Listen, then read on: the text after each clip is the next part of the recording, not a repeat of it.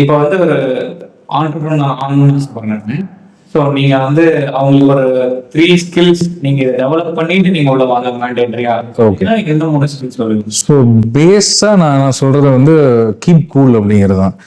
ஒரு cool and கம்போஸ்டாக போயிட்டு இருந்தாருனாவே எல்லாத்தையும் நம்ம டேக்கிள் பண்ணிட்டு கொண்டு போயிடலாம். ஸோ இதுக்கு எல்லா நாலேஜும் எனக்கு இருந்தால் தான் நான் பண்ண முடியுங்கிறது கிடையவே கிடையாது. என்னன்னா நம்மளோட செல்ஃப் லேர்னிங் வந்து கண்டிப்பாக இருக்கணும், செல்ஃப் இம்ப்ரூவைசேஷன் இருந்துகிட்டே இருக்கணும், ஒரு ஹெல்த்தை கரெக்டாக மெயின்டைன் பண்ணணும், அதுக்கப்புறம் கூல் அண்ட் கம்போஸ்டாக இருக்கணுங்கிறத நான் சொல்லுவேன். பசங்கள்ட்டையும் பெருசாக நான் ப்ரெஷர்லாம் பண்ண மாட்டேன். சரி தப்பாயிச்சாடா பரவாயில்ல பார்த்துக்கலாம் விடு, லாஸா பரவாயில்ல கஸ்டமருக்கு தானே கொடு அப்படிங்கிற தாட்டில் தான் பசங்களையும் நம்ம வளர்த்துறோம்.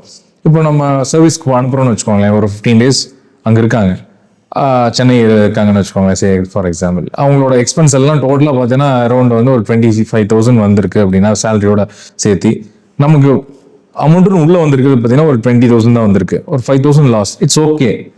பசங்களையும் நம்ம அதான் சொல்ல வரோம், நீ வந்து சர்வீஸை ப்ரொவைட் பண்ணு, லாஸ் ஆனால் பரவாயில்ல. அந்த தாட்டை எல்லா ஆண்டர்பிரினர்ஸும் எடுத்துக்குவாங்களான்னு தெரியல, பட் அது எடுத்துட்டா இன்னும் பெட்டர்.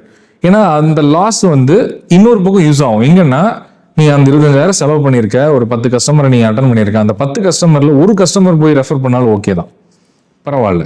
நீ சர்வீஸ் ப்ராம்ப்டா கொடு, ஒரு ஸ்பேர்ஸ்ல கம்மி பண்ணி கொடுக்குறியா பரவாயில்ல கம்மி பண்ணி கொடு, தப்பு கிடையாது. அந்த தாட் எல்லாத்துக்கும் வரணும்னு நான் சொல்ல வரேன். இல்லை நான் 200% ஸ்பேர்ஸ் லாபம் வச்சு பார்க்கணும்னா அதெல்லாம் கண்டிப்பாக பாசிபிலிட்டி இல்லை. எனக்கு நான் காசுன்னு நோக்கி போனோம்னாலும் ஒத்து வராது இந்த மாதிரி பிஸ்னஸில் சொல்ல வரேன்.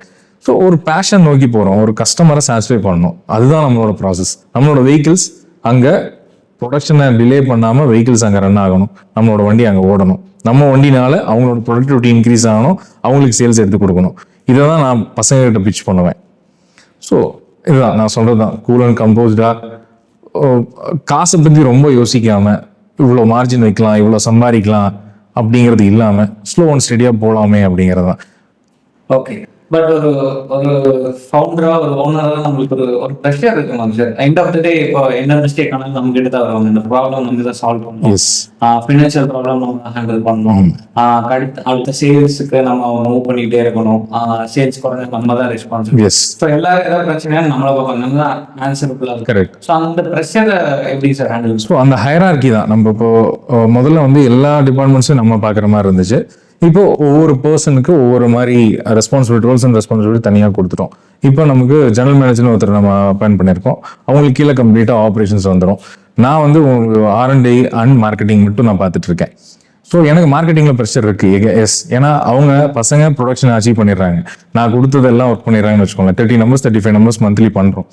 ஸோ 35 numbers கொடுத்தாலும் மந்த்லி அச்சீவ் பண்ணிடுறாங்க. அப்போது அவங்களுக்கு இன்னும் 40 கொடுக்கணுங்கிறது என்னை ஓட வைக்கிறாங்க பசங்க. ஸோ அந்த ஓட வைக்கும் போது என்னையும் ரன் பண்ண வைக்குது, பசங்க தான் ரன் பண்ண வைக்கிறாங்க. அதை நோக்கி போகும்போது இது வந்து ப்ரெஷராக நான் பார்க்கல, இதுதானே நம்மளோட பேஷனை, இதுதானே நமக்கு தேவைப்பட்டுச்சு அப்படின்னு சொல்லிட்டு ஓடுறதுக்கு தான் நம்ம பார்க்குறோம், அவ்வளோதான்.